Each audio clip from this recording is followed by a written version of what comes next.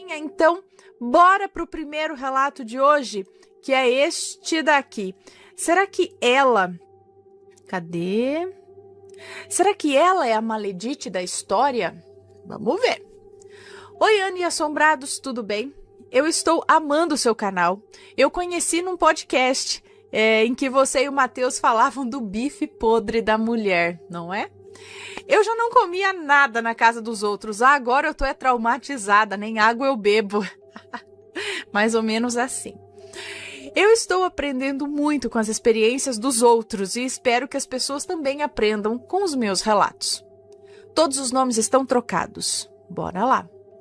Hoje eu vou contar o relato sobre a vida da senhorinha proprietária da casa em que eu morei em 2018, quando eu saí da casa da minha sogra Maledite, que eu contarei num outro relato. Esse relato se passou aqui no Nordeste, por volta dos anos 70 a anos 2000. Por volta dos anos 70 até o ano 2000. Bom, vou chamar essa senhorinha aqui de Dona. Quando eu conheci Dona, ela tinha uns 70 e poucos anos, com um rosto sofrido, de poucas palavras. Ela morava em outro bairro, um pouco longe de onde eu e meu marido alugamos, mas mesmo assim ela sempre ia me visitar. Ela ia lá em casa, eu a convidava para entrar, tomávamos um café. Era quando ela desabafava um pouco. Ela contou que quando era jovem, tinha um marido, que vou chamar aqui de Bill, e teve 2 filhos, que chamarei de Vera e Júnior. Bill sempre a traiu, com outras mulheres e tal. E a mãe de Bill tinha um terreiro. A sogra dela no caso. A mãe de Bill tinha um terreiro e via o sofrimento de Dona. Até que Bill começou a levar uma amante para casa onde ele morava com a família. Quando Dona via ele chegar com outra mulher, ela se escondia embaixo da cama deles, porque ele a agredia. Ele chegava bêbado com a amante e enquanto a Dona estava embaixo da cama, todas as coisas aconteciam em cima da cama, se é que me entende, com a amante. Sabendo que a Dona estava embaixo da cama chorando. E ele sabia. Dona sofria muito. Ela era sempre humilhada. E um dia a irmã dela passou por uma cirurgia e teve que ficar em cima de uma cama. E Dona a levou para casa para cuidar dela, cuidar da irmã. Bill se aproveitou da irmã de Dona por ela não poder se mexer. E ainda disse a Dona que a irmã dela era melhor do que ela na cama, mesmo ela sem se mexer. Foi quando a irmã de Dona, chorando, pediu para ir embora também, e Dona a levou para casa de um outro parente. E aquilo mexeu com Dona, deixando-a mais depressiva ainda. E o pior é que ela culpava a irmã de ter passado por isso e por não ter gritado. Dona sofria muito. Tinha 2 filhos, não trabalhava, dependia do Bill financeiramente para tudo e ele era muito tóxico. Acho que não é preciso nem falar, Alguns anos se passaram nesse sofrimento. Naquela época, as mulheres aguentavam tudo para não se divorciar. Até que a mãe de Bill resolveu intervir. Chamou Dona em um canto e perguntou se ela queria tirar essa amante do caminho de Bill. E Dona prontamente disse que sim. Então a mãe de Bill, ou seja, a sogra de Dona, viajou para o interior do estado e depois de 3 dias, a amante de Bill morreu num acidente de carro. E o Bill ficou arrasado, mas Dona ficou até que feliz. E tudo agora parecia bem. Bill parou de beber, se aproximou da família. A mãe dele tinha passado 7 dias viajando e quando voltou, soube que a amante do filho tinha morrido, vítima do acidente, e que Bill parecia agora outro homem. E foi assim por um tempo, até que ele voltou a beber. Vieram mais traições, mais agressões e mais sofrimento, tudo em dobro. E um dia, Dona e o filho Júnior Estavam andando, indo para o terreiro da avó, quando veio a cobrança. Um carro em alta velocidade acertou em cheio Júnior, que só tinha 10 anos, e ele faleceu no local, igualzinho à primeira amante de Bill. Só que na época a dona não via as coisas dessa maneira. Ela só achou que a nova amante de Bill tinha feito um trabalho para ela e que esse era o motivo de Bill estar pior do que antes e de Júnior ter morrido. Foi o pior sofrimento de dona, enterrar o filho que ela mais amava, e tudo ficou pior, bem pior do que antes. Mais alguns anos se passaram e a mãe de Bill, vendo o sofrimento da nora, acredito, foi novamente conversar com dona. Porque agora não era só mais uma amante, eram várias. E a solução dada era cortar o cabelo de Vera, a filha mais velha de dona, e também o cabelo de Bill, e oferecer para uma entidade.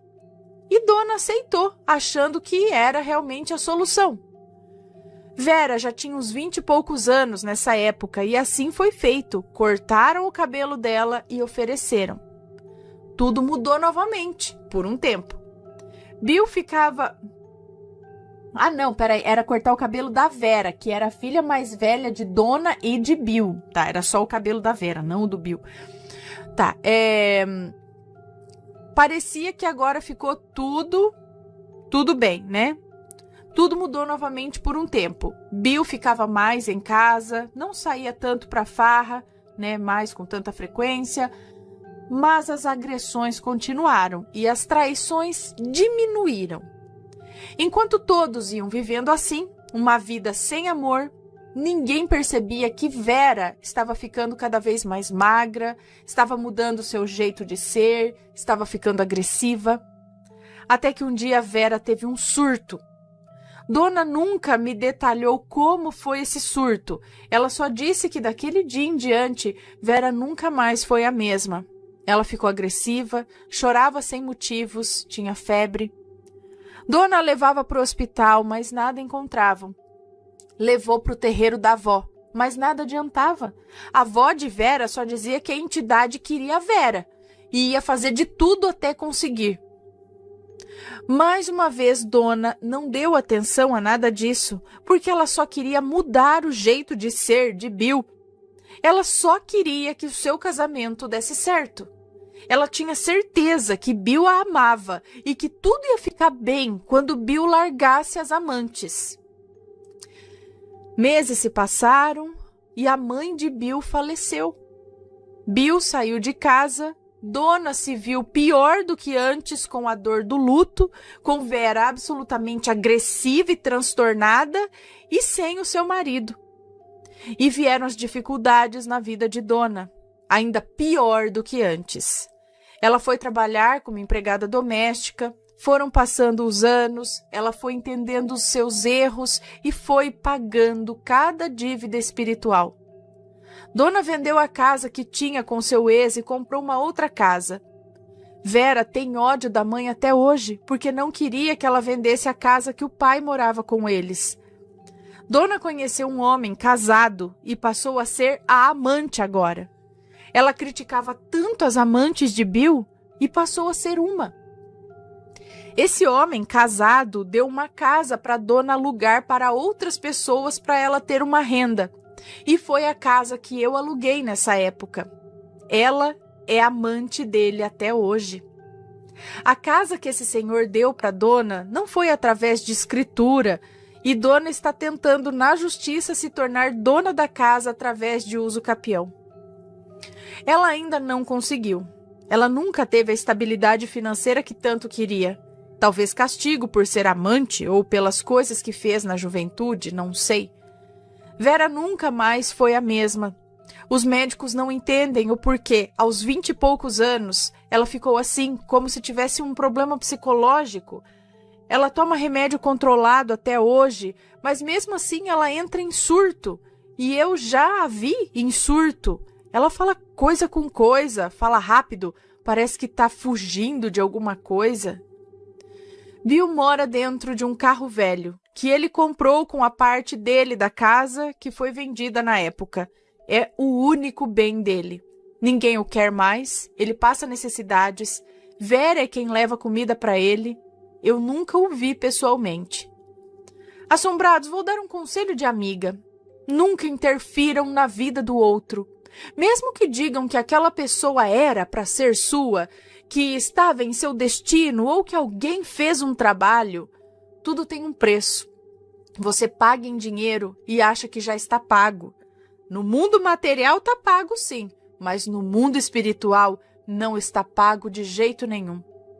O destino de cada um é algo sagrado que ninguém pode tocar, e quando esse alguém toca, pode ter certeza que vai ter graves consequências. O que é bom para você, o que é certo para você, pode não ser bom ou certo para aquela pessoa que você tanto quer. Essa pessoa vai ser como um passarinho na gaiola, sonhando com o dia em que voará para longe, e assim como um passarinho na gaiola, às vezes desaprende a voar. Essa pessoa que você fez um trabalho para ela ficar com você, ela pode não querer mais sair do seu lado e virar aí um obsessor de carne e osso, ou em espírito, e você nunca mais vai ter paz. 90% das pessoas que eu conheço sofrem ou sofreram assim, depois de fazer um trabalho ou uma amarração para que o ex voltasse. A dona sofreu muito ela sofreu muito na vida, mas será que ela não foi a maledite em alguns momentos? A amante morreu, Júnior morreu e Vera ficou perturbada por causa dos trabalhos para prender Bill a ela. Quem prepara o trabalho nunca vai te dizer que você pagará um preço espiritual muito alto por mandar ou tentar mudar o destino de alguém. Porque aí talvez você não queira mais fazer o trabalho e essa pessoa deixa de ganhar o dinheiro. Já pensou você ir fazer um trabalho para que o seu ex volte e a pessoa dizer: ah, tá, ok, tudo bem, vamos fazer, você paga tanto, mas o mundo espiritual nunca vai te deixar ser feliz com ele. Ele vai estar do seu lado, mas vai pensar o tempo todo em te deixar e em te trair. Ele vai se sentir amarrado, preso a você, mas não vai existir amor. Vai ter sexo, mas sempre vai ter um vazio depois. Ele pode ser agressivo com você e você nunca vai achar que é o suficiente. Você sempre vai querer mais amor e nunca terá. Fora a dívida espiritual que você vai contrair, talvez quando você quiser se separar, ele não vai querer também. Não vai te deixar em paz. Ele será tipo um encosto encarnado ou desencarnado em você. Ele pode até acabar te matando. Será que depois de saber de que algo assim pode ser um efeito colateral, você ia querer dar continuidade ao trabalho? Olha, dependendo da pessoa, acho que vai. Dona até hoje está destruída porque ela percebeu que o seu filho morreu da mesma forma que a primeira amante de Bill. E como é doloroso perder um filho, de como a família da amante deve ter sofrido quando ela morreu. Dona entendeu que aquele não era o caminho certo e de como ela errou entregando Vera para a entidade, de como Vera era linda, trabalhava, estudava, tinha uma vida linda pela frente. E Dona interrompeu, fazendo o que fosse preciso para ter o amor de Bill. Só que ninguém vai te dizer que o amor não tem preço. O amor realmente não se compra. Você pode comprar o sexo, a companhia de alguém, mas o amor não tem preço e nunca terá. Dona mora hoje em dia com a filha, Vera. Ela tem muito medo da filha quando ela está em surto, porque Vera a ameaça constantemente. E quando volta a si, pede perdão à mãe, dizendo que não sabe o que falou, que não se lembra de nada. Os médicos disseram que ela ficou assim por causa do trauma da separação dos pais. Como se ela estivesse em choque até hoje. Só que Dona sabe o real motivo.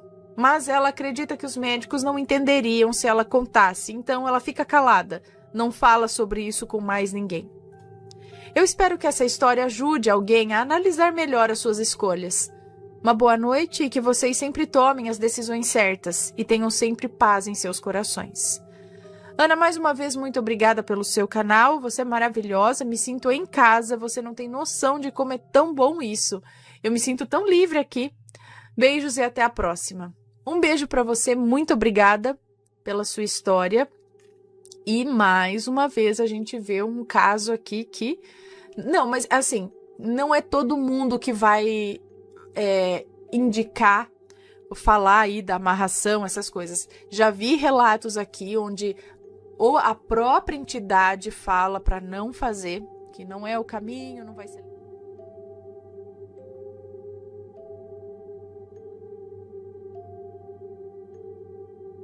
Vamos ver esse daqui agora, ó.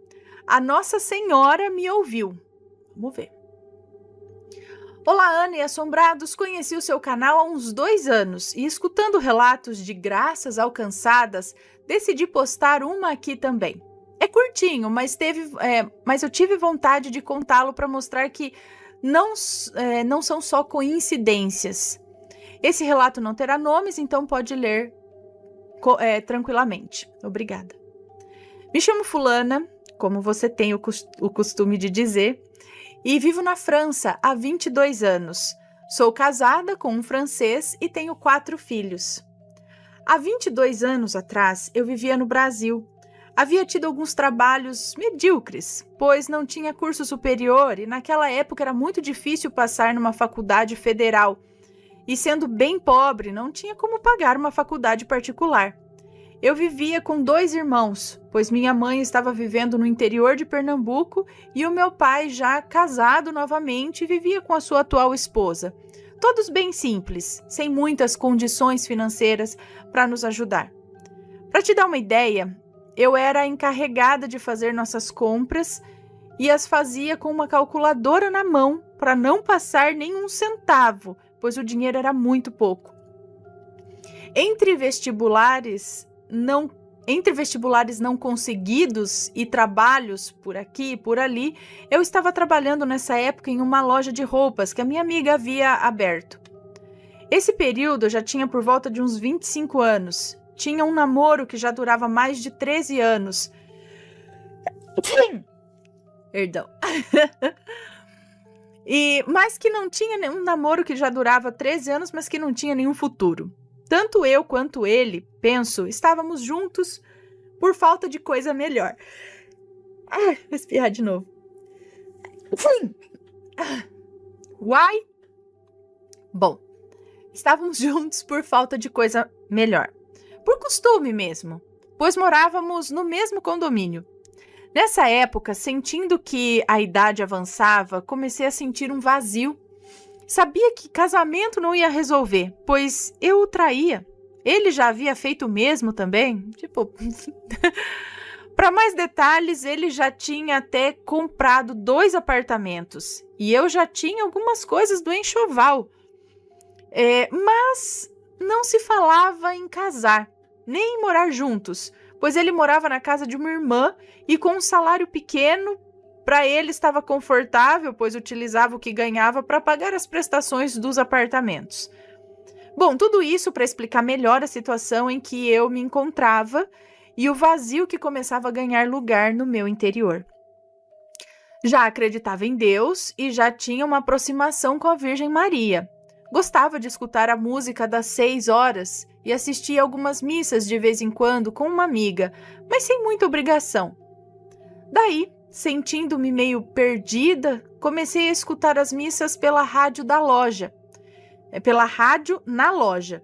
Eu escutava ainda mais as músicas, eu orava e pedia a Nossa Senhora que se ela me pusesse no caminho... Orava e pedia a Nossa Senhora que se ela me pusesse no caminho um homem bom, eu pararia de trair e seria uma boa esposa. Eu tinha tanta sinceridade no que eu pedia, mas sem saber o que estava por vir. Depois de uns meses nesse ritmo de oração, já não saía mais para as boates, já não tinha gosto para nada, tive o que aqui vou chamar de sonho. Mas que para mim foi uma visão, pois nunca me senti como se tivesse sonhado de fato. O que eu vi foi real e o que eu senti também. Numa manhã, justo antes de acordar, era ainda cedo, eu recebi a visita de Nossa Senhora. Ela não tinha os pés no chão como nós. Ela estava na minha frente como se flutuasse a como se flutuasse a cerca de 1,5 metros do solo. Uma luz muito reluzente ao seu redor, mas muito agradável. Não incomodava os olhos. Eu olhei para ela e comecei a levantar minha mão para alcançar a sua. Daí eu me senti muito pequena e desmerecedora daquele toque e comecei a baixar a minha mão, baixando assim ao mesmo tempo a minha cabeça. Foi daí que eu senti ela segurar a minha mão, como se me dissesse que todos nós merecemos uma chance. Ela não me disse mais nada, e como esse toque foi tão forte, eu abri os olhos. Mais ou menos um mês depois, num concurso de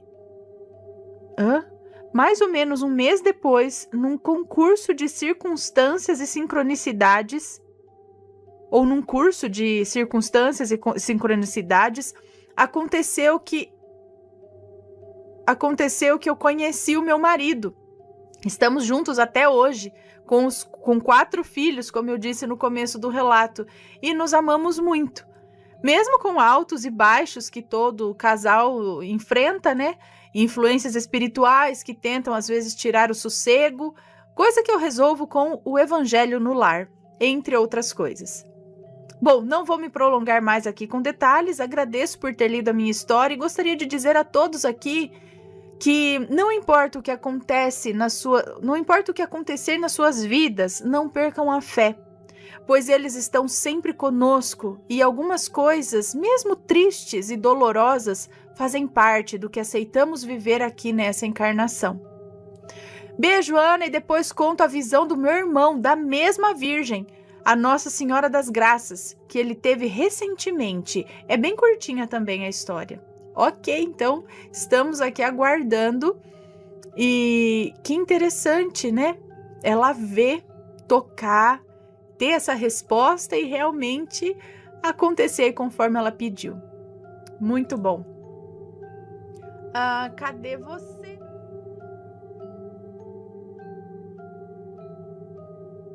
Ok? Vamos então ao relato de hoje, que é demônio? Vampiro? Ajuda, ainda está pedindo. Seria um demônio? Seria um vampiro? Vamos ver o que aconteceu aqui. Vamos lá. É uma moça que nos conta, tá? Acho que o título acaba sendo esse aqui, ó. Meu ex-namorado era um demônio, vampiro ou tive um sonho lúcido? Vamos ver. Olá, Matheus e Ana, me chamo Fulana, tenho 36 anos, moro em São Paulo, capital. O canal de vocês me chamou a atenção, pois trata o sobrenatural com muita seriedade. Eu nunca contei isso pra ninguém, exceto pra uma ex-amiga minha da época, que hoje não nos falamos mais. E também contei pro meu marido. Esse relato aconteceu quando eu tinha uns 16 para 17 anos e morava em Serra Negra, no interior de São Paulo, onde fui criada até os meus 19 anos. Eu nunca acreditei em nada que envolvesse o sobrenatural e nem era ligada em religião. Quando eu estava no último ano do colegial, me envolvi com um rapaz. Ele tinha um nome muito estranho. Na época eu achava legal. E aí, os nomes estão trocados?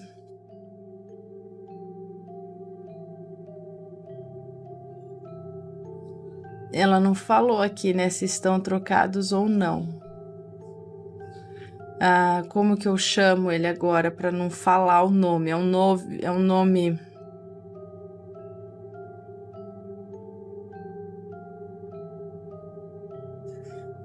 Será que eu falo? E agora? Meu Deus, por favor, pessoal, troquem os nomes para mim, já avisem que estão trocando para não me deixar nessa situação.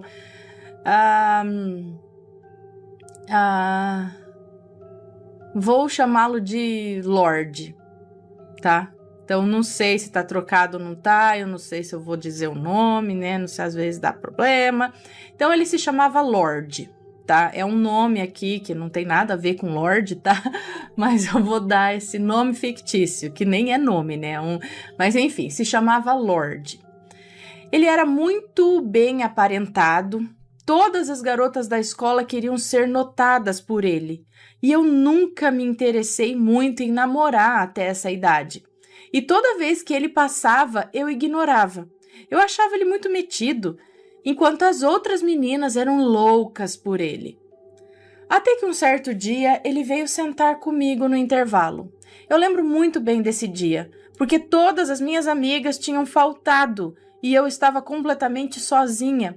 Então ele sentou do meu lado e começou com um papo muito legal. Parecia que ele me conhecia.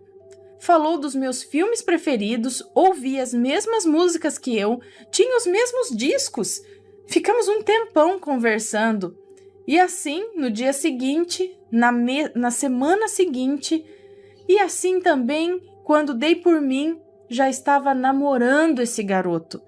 Andávamos de mãos dadas na escola, fazíamos trabalhos juntos.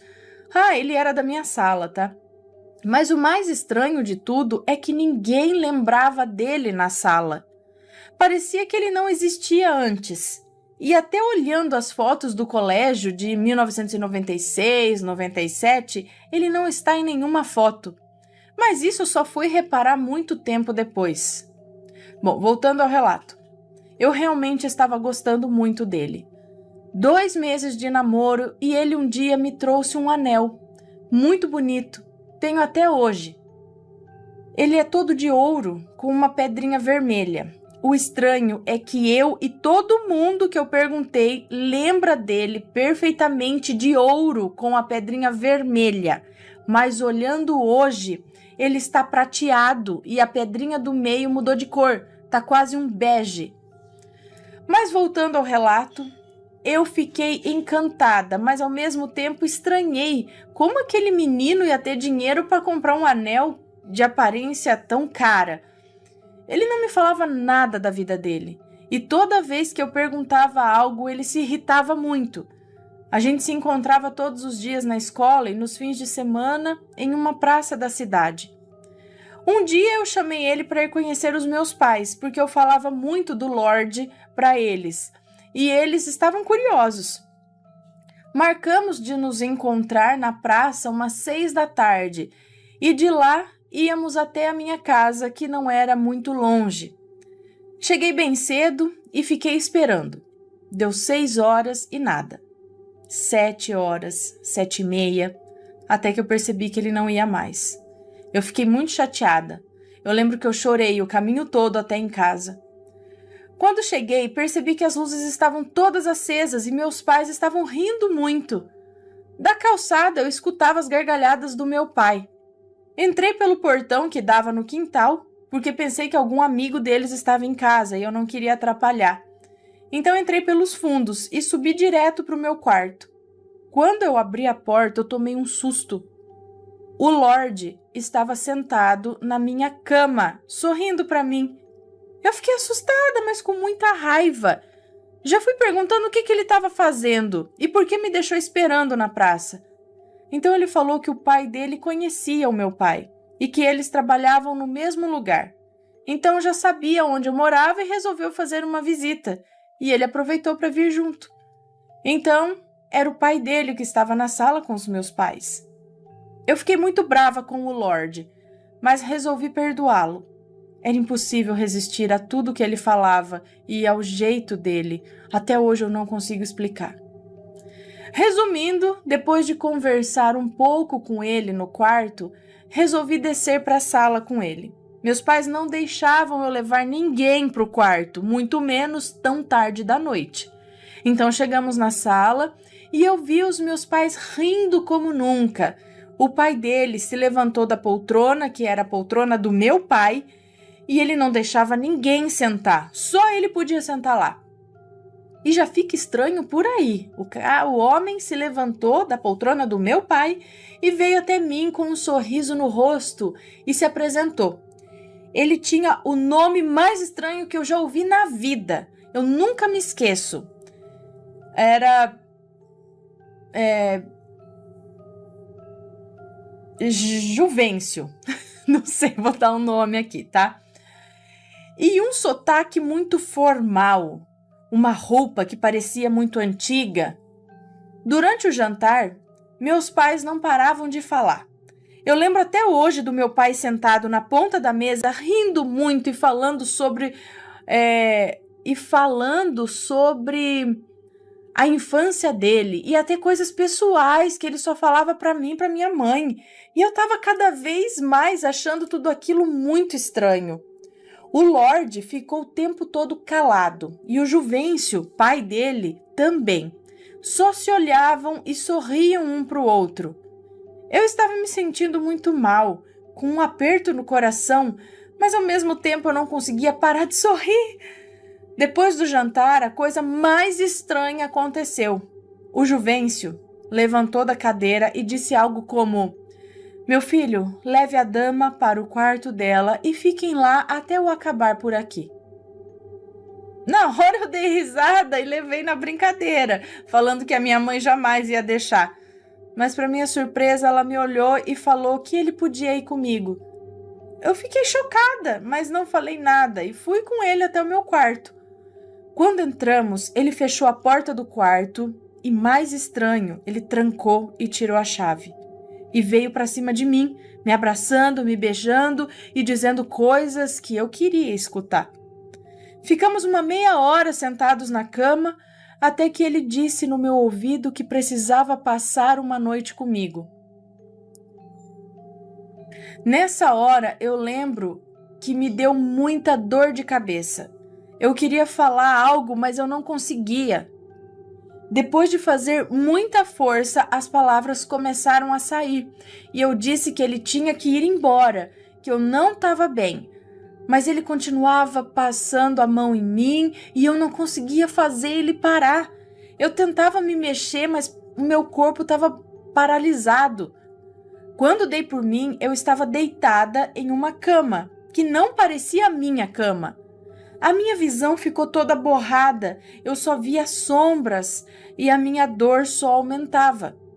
E por dentro eu gritava, mas parecia que não saía som algum. Eu sentia ele pegando em mim, me arranhando e puxando o meu cabelo. Eu sentia, mas eu não conseguia fazer nada. Meu corpo estava paralisado por completo. Foi então que eu resolvi parar de lutar contra e pensar em outra coisa para aliviar a dor. Foi então que eu lembrei da minha mãe e do meu pai, em todo o amor que eles tinham por mim, e de repente eu consegui gritar: "Para! Em nome de Jesus, vai embora!" E depois disso, a dor passou e eu só consegui ouvir barulho de vidro quebrando e a sombra dele pulando a janela do meu quarto. Depois disso, eu dormi um sono profundo. Só fui acordar no dia seguinte. Acordei e já fui para a cozinha correndo. Quando cheguei, minha mãe estava fazendo café da manhã como se nada tivesse acontecido. Foi então que eu perguntei como tinha sido ontem à noite e se eles tinham visto o Lorde ir embora. Então minha mãe riu e disse que ninguém tinha ido lá ontem e que eles tinham ido dormir cedo. E perguntou quem era Lorde. Eu pensei que ela estava tirando uma comigo. Então eu perguntei para o meu pai e ele também não lembrava de nada, só de ter acordado com dor de cabeça. Fui para a escola e procurei o Lorde, mas eu não achei em lugar nenhum. Então fui na diretoria e perguntei sobre ele, e me disseram que nenhum Lorde estudava na minha sala. Meus amigos, ninguém na cidade conhecia ele, ninguém lembrava de nada, porque só eu lembrava. O que tinha acontecido aquela noite? Quem eram aquelas pessoas? Eram bruxos? Por muito tempo eu pensei que eu fosse louca. Depois de mais velha, procurei em vários sites e achei uma possível explicação. Juvencio e Lorde eram uma espécie de demônio ou vampiro para alguns povos, criaturas que sugam as pessoas, tiram o melhor delas e fazem com que elas atendam todos os desejos deles. Eu estudei psicologia e a explicação que eu encontrei foi que eu tive um sonho lúcido, um sonho onde as coisas parecem ser reais e o tempo passa mais rápido, mas eu fico me questionando, se fosse um sonho mesmo, de onde veio esse anel que eu tenho até hoje? E as marcas de arranhões no meu peito? E o que mais me faz acreditar que foi real é que o vidro da janela do meu quarto estava quebrado. E até hoje eu não consigo explicar por quê. Meus pais acharam que foi alguma criança que jogou uma pedra, mas eu nunca achei a pedra. E mesmo depois do meu pai ter consertado a maior parte do vidro, no canto ainda tem uma pequena rachadura. Me arrepia toda vez que eu vejo. O mal quer entrar na casa das pessoas para acabar com tudo de bom e acabar com a harmonia. Meus pais sempre foram muito unidos e se amavam muito. Alguns meses depois dessa visita, eles se separaram. E meu irmão mais velho, que não morava com a gente, brigou feio com meu pai e até hoje eles não se falam. Meu pai entrou em depressão, não saía de casa por um bom tempo, com medo de algo que ele não sabia o quê.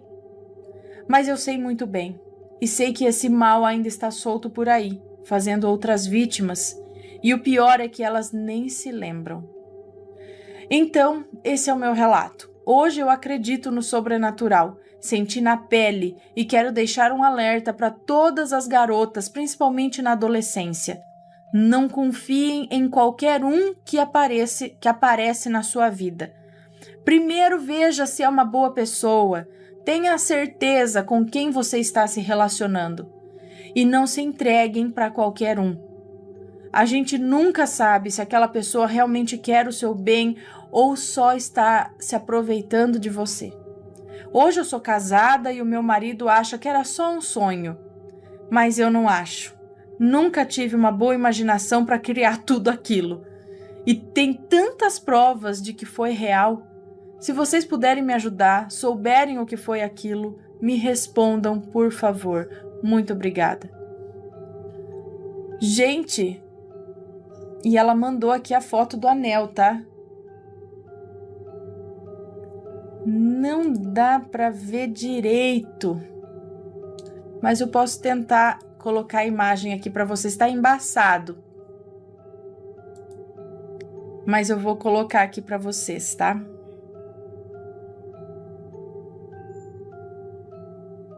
Peraí, vou colocar.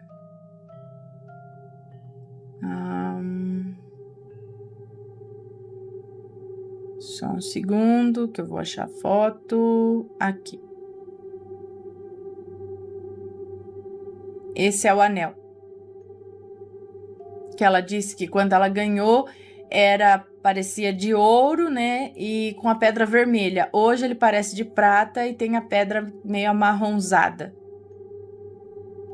Não sei. E ela tem esse anel. De onde surgiu o anel? Se ninguém sabe quem era a pessoa. Já vi outros relatos nesse sentido. Vocês lembram de você... o próprio... Lembra aquele relato que ela conheceu o cara, ela casou com o cara e não sei o que, e de repente o cara não existia? Ele, na verdade, só que ele era um fantasma. Ele sumiu depois. Seria um fantasma. Um espírito... Ou tem relatos da pessoa assim que você conhece e tal, mas de repente a hora que você vai ver ninguém mais lembra. Mas as pessoas não interagiam com ele e nem as que interagiram lembravam. Tipo, as pessoas tomaram... Igual o MIB no filme, que ele vem com aquele aparelhinho, tchum, você esquece de tudo, mas você não esqueceu. Todo mundo esqueceu. Seria uma outra dimensão? Tudo é outra dimensão, né? Efeito Mandela? Lembrança de algo que não existiu? Mas e esse anel? E o vidro quebrado? Será que sua mente camuflou alguma outra coisa? Gente, é muito complicado essas coisas. Eu não sei. Deixem as suas opiniões aqui embaixo. Por favor, sempre com muito respeito, ok? Não falei os nomes reais aí dos envolvidos, né? Mas eu peço que sempre que enviarem seus relatos, troquem os nomes, todos os nomes, e me avisem no início, os nomes estão trocados. Ok? Gigante na igreja. O moço que nos conta esse relato diz que a linha férrea divide a cidade dele no meio. E na rua de cima dessa estrada de ferro fica a igreja de São Roque. onde até perto do ano 2000 eram realizados ali os velórios da cidade, pois até essa época eles ainda não tinham um velório municipal. Diz que é uma capela pequena, com uma pracinha na frente, bem cara de interior mesmo, teto abobadado e uma torre com sino. Ele diz que a igreja não tem mais do que 3 andares de altura e deve comportar no máximo umas 30 pessoas lá dentro. E ele diz que o tio Gil dele, na época adolescente, com seus 17 anos, queria ir a uma festa na cidade vizinha. E diz que foi uma discussão para sair de casa, mas como ele era muito rebelde, ele foi escondido mesmo para essa festa. Afinal, era época de quaresma e os avós do moço que nos conta esse relato diz que eram muito religiosos. E para eles, aquele período era um período de reflexão e não de festa. Bom, o tio dele pegou o último ônibus para voltar para casa depois da festa e chegou logo após a meia-noite. E o caminho para ele voltar para casa era pela rua paralela à linha do trem, passando ali pela pracinha da igreja. Mas chegando ali, ele viu algo que desafiava a lógica. Um homem gigante encostado na lateral da igreja, com um chapéu de aba larga, e esse homem era tão grande que ele apoiava o braço no teto da igreja São Roque. E aquele homem estava lá, iluminado pelas luzes da praça. E aquele homem gigante ali nada falava, mas ele bloqueava o caminho.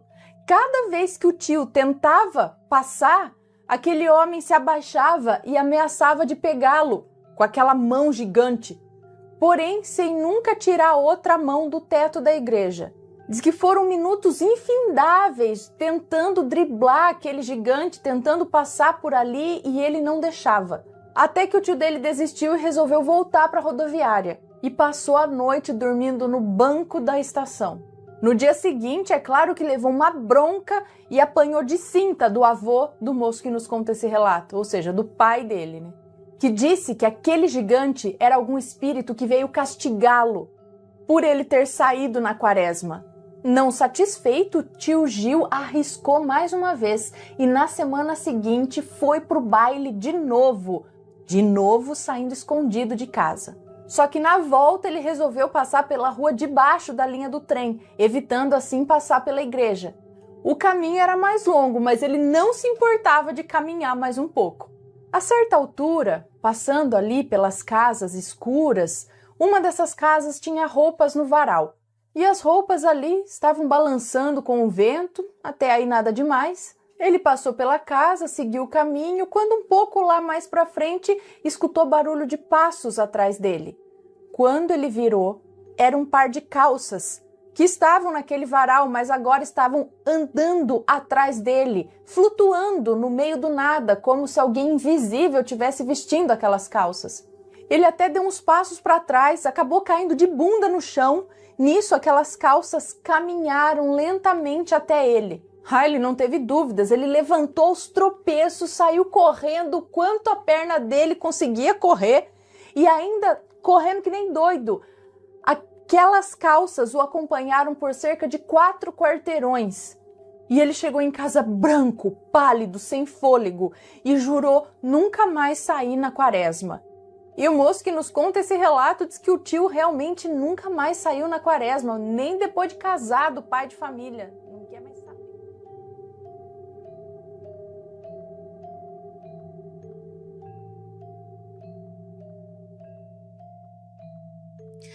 Relato... Doppelganger e espírito flutuando. Vamos ver. Olá, Ana e Assombrados. Assisto seus vídeos desde criança e já tenho 16 anos. Amo seu canal e tenho 2 relatos que aconteceram na minha antiga casa quando eu tinha menos de 9 anos. Desculpe se tiver erros. Vamos lá. Doppelganger. Eu tenho uma lembrança de algo que eu nunca esqueci. Eu era criança, estava na cozinha sozinha, comendo, e na minha frente tinha a entrada da cozinha, que tinha um corredor bastante escuro, e aliás eu tinha medo dele. Eu lembro de estar comendo e vejo meu irmão, que tinha uns 14 anos na época, me olhando, só com metade do rosto, assim, pela parede. Eu me lembro que ele não estava na minha casa nesse dia. E o mais estranho é que ele não estava normal. Ele tinha uma pele extremamente pálida, com olhos ao redor, assim, escuro, e tinha um olhar de surpresa, assustador. Tipo, assim, né? Eu lembro do meu medo, eu lembro dele com muitos detalhes, porém não lembro do que aconteceu em seguida. Nessa cozinha, eu lembro de um dia estar dançando sozinha lá e escuto um bu de algo dentro da despensa, atrás de mim, mas eu estava sozinha. Bom, a outra história aqui, eu acho, é o espírito flutuante. Esse relato se passa de manhã, também nessa mesma casa, e eu tinha mais ou menos uns 8 ou 9 anos. Eu tinha mania de, quando ia tomar banho, eu fechava o meu quarto e a porta do meu banheiro, que era dentro do quarto. Eu lembro de ter tomado meu banho e quando fui sair, abri a porta do banheiro e me deparei com um espírito preto, com uma capa flutuando, ao chão. Ele estava com metade acima do chão e a outra embaixo do chão. E lembro que ele passou na minha frente como se tivesse saído da parede e passando simplesmente sumiu. Ele estava, com metade do corpo enfiada no chão e a outra metade para cima? Enfim. Cuspi? Enfim. Contei para minha mãe, mas ela não acreditou. Bom, esses são os meus relatos, eu tenho vários, mas por hoje só esses. Agradeço por ter lido e colocado em seu maravilhoso canal. Um beijo para você, muito obrigada. Já falei, né? Um beijo. E interessante esse do irmão, né? E imagina também você sair e abrir a porta do banheiro, tem um negócio passando ali. E o irmão, que era irmão dela, mas pálido, com olheiras assim ao redor dos olhos, olhando para ela com cara de assustado, só aquela metade assim, olhando pela parede, e ela saber que o irmão dela não estava em casa nesse dia. Hein? Que esquisito, né?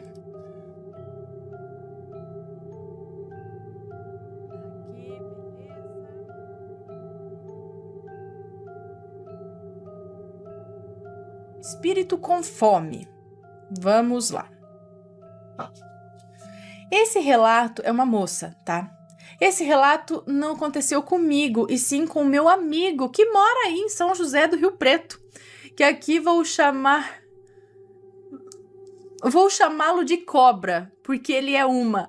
Gente do céu, isso porque é amigo, hein? Ai, ai. Cobra e sua mãe Maria, os nomes são todos fictícios, tá? Cobra e sua mãe Maria estavam dando início a um negócio de vender marmitex, pois sempre foi o sonho da Maria ter, na verdade, um restaurante. E como... Cobra. Pois sempre foi o sonho da Maria ter, na verdade, um restaurante. E como Cobra era seu filho único, e além de filho, era o melhor amigo de sua mãe, ele resolveu dar uma força para a mãe em questão financeira. Compraram um estabelecimento onde eles transformaram lá tipo uma lanchonete assim. E de início só encostava os caminhoneiros para comprar marmitex, que para Maria já estava de bom tamanho, pois estava cozinhando, que é a sua paixão, né? Era o que, se ela estivesse cozinhando, que era sua paixão, estava ótimo, era o que importava. Um dia, no final da tarde, Maria estava junto com o Cobra, limpando o lugar, pois bem cedo eles estariam lá para trabalhar. Cobra estava limpando os banheiros e a cozinha, e Maria estava limpando a bancada e as cadeiras e mesas.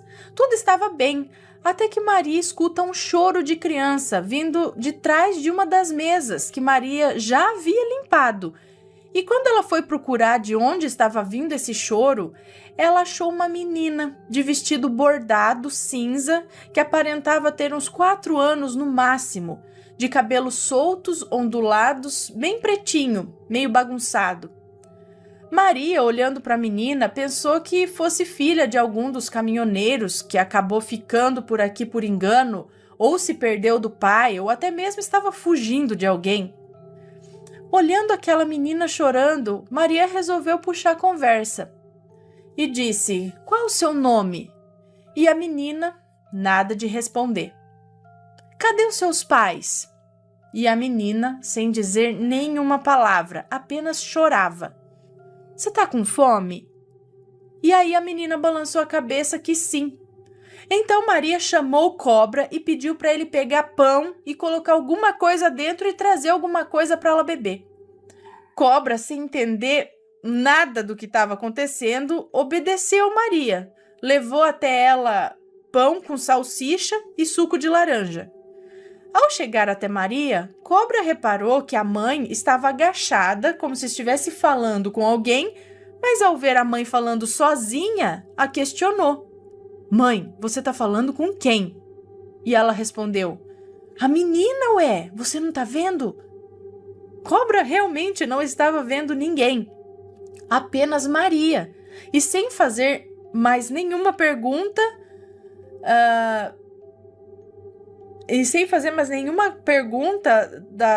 sobre das coisas, sei lá, para a mãe, e a mesma direciona... E sem fazer mais nenhuma pergunta, deu as coisas, né, o pão e o suco para a mãe, e a mãe direcionou o alimento para a mesa. Que pasmem, o pão havia sumido num piscar de olhos, literalmente, e o suco de laranja, o copo havia voado de um extremo a outro. E o cobra presenciando tudo isso, até que Maria se vira e diz: "Olha, ela não quer suco, ela quer água, você pega para mim? E mais um pão também." Cobra, sem dizer nada, foi até a cozinha, fez novamente um pão e um copo com água e levou para a mãe. Só que dessa vez ele sentou do lado da Maria para ter certeza de que o pão não ia cair, nem que Maria ia comer.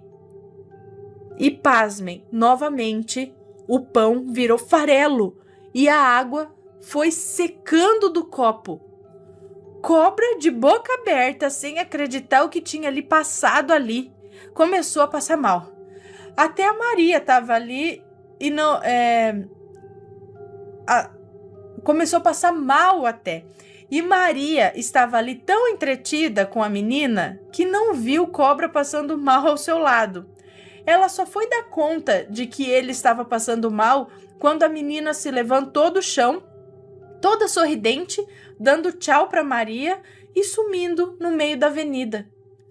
Até hoje, o Cobra me conta que quando ele está sozinho, principalmente, ou quando a mãe, Maria, dele, está fazendo comida, ele escuta passos de crianças, como se estivessem correndo pela casa, e Maria apenas abre um sorriso e fica quieta.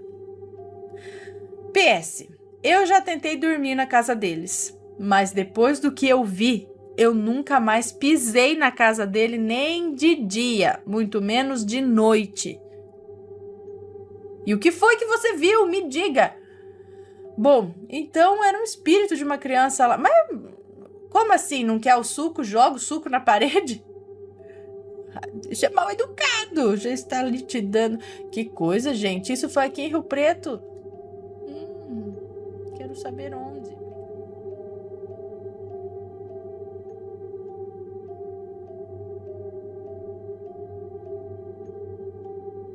Mais uma graça recebida de Santa Terezinha. Olá, Ana, me chamo Fulana, moro no interior de São Paulo e descobri o canal Assombrado em janeiro de 2021. E de lá para cá assisto quase todos os dias. Você e o Matheus fazem um excelente trabalho. Não sei se vocês sabem, mas os relatos dos amigos assombrados ajudam muita gente. E você, Ana, é maravilhosa no que faz. Te adoro. Muito obrigada, um beijo para você. Bom, vamos ao relato. Assistindo aos vídeos, me deparei com relatos das bênçãos de Santa Terezinha. É maravilhoso ver como a fé verdadeira faz milagres. Estou passando por momentos extremamente difíceis na minha vida, por causa de uma maledite. Mas essa história ainda não acabou. Quando tiver uma resolução, mandarei para o canal. Ana, eu estava precisando muito de uma ajuda relacionada a um benefício do governo federal, mas eu não estava conseguindo. Então, ao ver alguns relatos das bênçãos de Santa Teresinha, resolvi fazer a novena para a santa, pedindo com muita fé.